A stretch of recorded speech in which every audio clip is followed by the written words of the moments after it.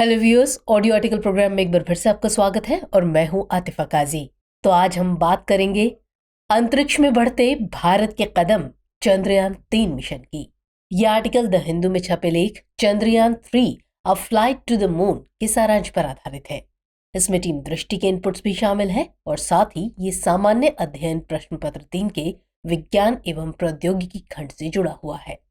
तो चलिए आर्टिकल की शुरुआत करते हैं।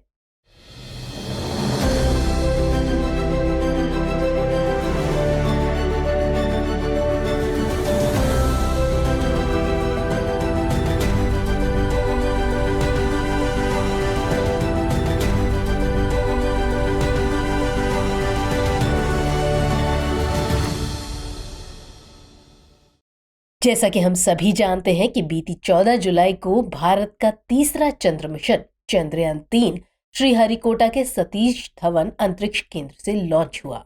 ये चंद्रयान 1 और चंद्रयान 2 का अनुवर्ती मिशन है, जिसे इसरो यानी भारतीय अंतरिक्ष अनुसंधान संगठन के भारी लॉन्च वाहन LVM-3 से लॉन्च किया गया। ये 40 दिन से ज्यादा की यात्रा के बाद अगस्त महीने के अंत में चांद की सतह पर सुरक्षित लैंड करने का प्रयास करेगा।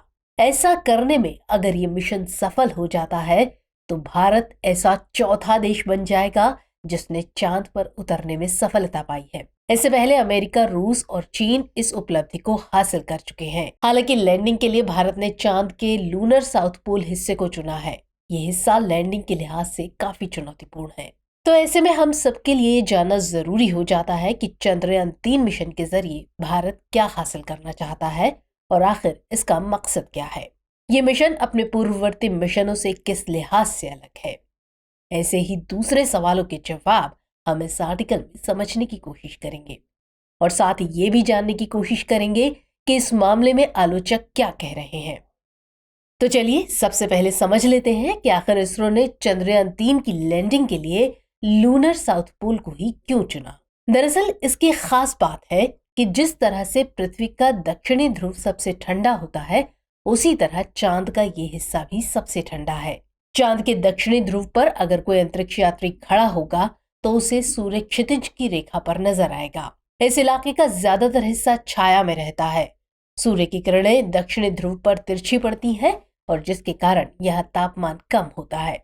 अनुमान के मुताबिक चंद्रमा के दक्षिणी ध्रुव पर तापमान -100 डिग्री से भी नीचे चला जाता है और ऐसा अंदाजा है कि हमेशा छाया में रहने और तापमान कम होने की वजह से यहाँ पानी और खनिज हो सकते हैं।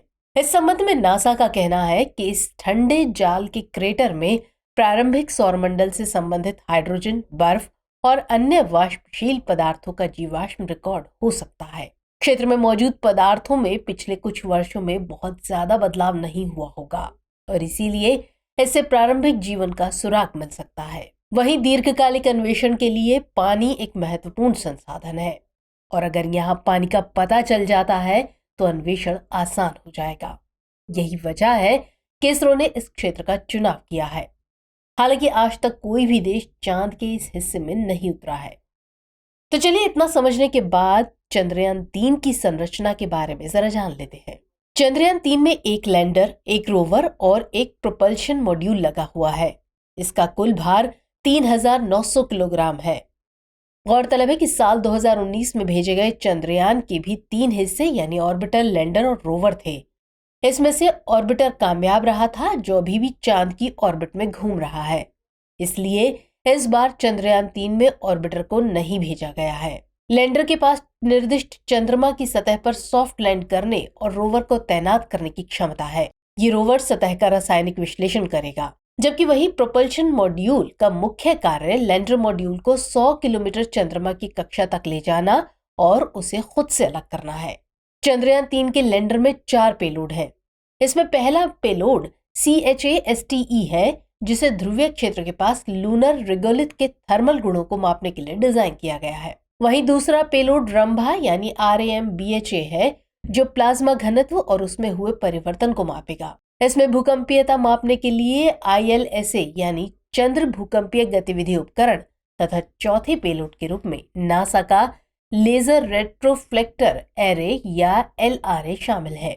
ये चंद्रमा की गतिशीलता को समझने में मदद करेगा। गौरतलब है कि रोवर पर लेजर इंड्यूस्ड ब्रेकडाउन स्पेक्ट्रोस्कोप या लिब्स और अल्फा पार्टिकल एक्सरे स्पेक्ट्रोमीटर या एपीएक्सएस है, जिन्हें क्रमशः चांद की सतह की रासायनिक और खनिज संरचना का अध्ययन करने के अलावा वहां की मिट्टी और चट्टानों की मौलिक संरचना को मापने के लिए डिजाइन किया गया है। वहीं प्रोपल्शन मॉड्यूल में spectropolarimetry of habitable planet earth या शेप नामक पेलोड है। ये चांद की कक्षा से पृथ्वी का अध्ययन करेगा और इससे एक्सोप्लैनेट अनुसंधान में सहायता मिलेगी। चलिए अब इसके बाद इसके रॉकेट के बारे में थोड़ा जान लेते हैं। इस मिशन को LVM-3 यानी लॉन्च व्हीकल मार्क 3 से लॉन्च किया गया है, जो भारत को भारी स्पेसक्राफ्ट लॉन्च करने के क्षेत्र में आत्मनिर्भर बनाता है। ये देश का सबसे भारी रॉकेट है। इसकी कुल लंबाई 43.5 मीटर है, जिसमें कुल लिफ्ट ऑफ वजन 640 टन और 5 मीटर व्यास वाला पेलोड फेयरिंग है। इसमें पेलोड अडॉप्टर भी है। इसरो के मुताबिक LVM-3 3 चरणों वाला रॉकेट है और इसमें 2 ठोस स्ट्रैप ऑन मोटर्स यानी S200 तरल कोर चरण L110 और तीसरा चरण उच्च थ्रस्ट क्रायोजेनिक C25 है। ये रॉकेट प्रभावी तरीके से GTO यानी जियोसिंक्रोनस ट्रांसफर ऑर्बिट में 4000 किलोग्राम तक के स्पेसक्राफ्ट लॉन्च करने की क्षमता रखता है। अब इस सब के बाद सवाल निकलकर सामने आता है कि आखिर इस मिशन के उद्देश्य क्या है। तो इसरो के अनुसार चंद्रयान 3 मिशन के 3 प्रमुख उद्देश्य हैं। पहला, चंद्रमा की सतह पर सुरक्षित और सॉफ्ट लैंडिंग करना। दूसरा, चंद्रमा पर रोवर का संचालन करना। और तीसरा, चंद्रमा की सतह पर ऑन साइट प्रयोग करना। लेकिन ऐसा करके क्या होगा?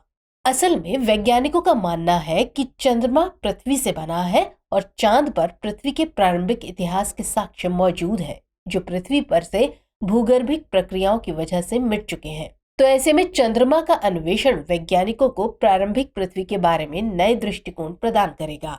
इस अन्वेषण से पृथ्वी चंद्रमा प्रणाली और सौर मंडल कैसे बने और विकसित हुए जैसे सवालों के जवाब भी वैज्ञानिकों को मिल सकते हैं। इसके साथ ही पृथ्वी के इतिहास और संभवतः भविष्य को प्रभावित करने में क्षुद्र ग्रह प्रभावों की भूमिका के बारे में भी पता लगाया जा सकता है। चंद्रमा की यात्रा मनुष्यों को दूसरी दुनिया में रहने और काम करने का पहला अनुभव प्रदान करेगी। ये यात्रा हमें अंतरिक्ष के तापमान और चरम विकिरण में उन्नत सामग्रियों और उपकरणों का परीक्षण करने की अनुमति देगी। इसके माध्यम से ये जानने में मदद मिल सकती है कि मानवीय कार्यों में सहायता करने, दूरस्थ स्थानों का पता लगाने और खतरनाक क्षेत्रों में जानकारी इकट्ठा करने के लिए रोबोट्स का सर्वोत्तम उपयोग कैसे किया जाए। चंद्रमा पर सफलतापूर्वक उपस्थिति स्थापित करके मनुष्य पृथ्वी पर जीवन को बढ़ाने और अपने सौर मंडल के बाकी हिस्सों और उससे आगे का पता लगाने के लिए भी ज्यादा तैयार होगा। अब इस सब के इतर एक सवाल ये भी है कि आखिर 2019 में इसरो का मिशन फेल क्यों हो गया था। दरअसल 7 सितंबर 2019 को चंद्रयान 2 ने चंद्रमा की सतह से लगभग 7.2 किलोमीटर नीचे उतरते समय नियंत्रण खो दिया था। इसकी संचार प्रणाली ने सतह से लगभग 400 मीटर ऊपर तक नियंत्रण खोने का डेटा रिले किया, लेकिन ये अपनी गति को वांछित स्तर तक कम करने में असफल रहा, जिससे सॉफ्ट लैंडिंग नहीं हो सकी। हालांकि इसका ऑर्बिटर काम करता रहा और जिस वजह से ये मिशन पूरी तरह से फेल होने से बच गया। चंद्रयान 2 की असफलता के बाद जब उसके सॉफ्टवेयर और हार्डवेयर की जांच की गई तो पता चला कि दोनों में कुछ समस्या थी और इसी को देखते हुए चंद्रयान 3 के सॉफ्टवेयर और हार्डवेयर को कई अतिरिक्त क्षमताओं से लैस किया गया है। गौरतलब है कि चंद्रमा की सतह पर उतरने के मामले में भारत अकेला ऐसा देश नहीं है जो असफल हुआ हो। भारत से पहले साल 2019 में ही इजराइल को भी चांद के हाथों मात खानी पड़ी थी। इसके अलावा जापान से लैंड रोवर और यूएई से रोवर ले जाने वाला अंतरिक्ष यान भी 2022 में विफल हो चुका है। तो ऐसे में हमारे लिए जानना जरूरी हो जाता है कि इसरो का ये मिशन चंद्रयान 2 से कैसे अलग है। तो असल में लैंडर में पहिए नहीं होते, इसमें स्टिल्ट या पैर होते हैं जो चंद्रमा की सतह को छूते हैं और फिर स्थिर हो जाते हैं। 2019 में दुर्घटनाग्रस्त होने पर लैंडर की गति लगभग 580 किलोमीटर प्रति घंटा हो गई थी। इसकी गति कम नहीं होने के कारण ही लैंडर सॉफ्ट लैंड नहीं कर पाया और दुर्घटनाग्रस्त हो गया। अब ऐसे में चंद्रयान 3 के स्टिल्ट को ये सुनिश्चित करने के लिए बनाया गया है कि ये 3 मीटर प्रति सेकंड या 10.8 किलोमीटर प्रति घंटा की गति से भी उतरने और स्थिर होने में सक्षम हो। इसके साथ ही इस बार बड़े ईंधन टैंक का इस्तेमाल किया गया है। ताकि जरूरत पड़ने पर लैंडर अपनी लैंडिंग साइट में आखिरी मिनट में भी बदलाव करने में सक्षम हो सके। इतना ही नहीं, जहां चंद्रयान 2 लैंडर में केवल 2 तरफ सौर पैनल लगाए गए थे, वहीं चंद्रयान 3 में 4 तरफ सौर पैनल है। इसका मकसद ही सुनिश्चित करना है कि लैंडर ज्यादा सौर ऊर्जा खींचता रहे। चंद्रयान 3 में पहले के मुकाबले अधिक उपकरण भी लगाए गए हैं। लैंडर की गति की लगातार निगरानी करने और आवश्यक सुधार करने के लिए चंद्रयान 3 में अतिरिक्त नेविगेशनल और मार्गदर्शन उपकरण मौजूद है। इसमें लेजर डॉपलर वेलोसिमेट्री नामक एक उपकरण शामिल है, जो लैंडर की गति की गणना करने के लिए चंद्रमा की सतह पर लेजर बीम फायर करेगा। इसमें नए सेंसर और कैमरे भी जोड़े गए हैं। इसके अलावा खतरे का पता लगाने के लिए बचाव कैमरा और प्रसंस्करण एल्गोरिदम को उन्नत किया गया है। इसमें सुरक्षा की कई परतें भी लगाई गई हैं, ताकि अगर किसी कारण से एक सिस्टम काम नहीं कर पाए तो दूसरा सिस्टम काम कर सके। तो इन बदलावों के साथ चंद्रयान 3 के सफल होने की गुंजाइश काफी ज्यादा बढ़ गई है। चलिए अब आर्टिकल को समेटते हुए निष्कर्ष पर बात कर लेते हैं। असल में चंद्रयान 3 भारत की महत्वाकांक्षी परियोजना है, लेकिन जैसा कि अक्सर होता है, इस पर भी सवाल उठने लाजमी है।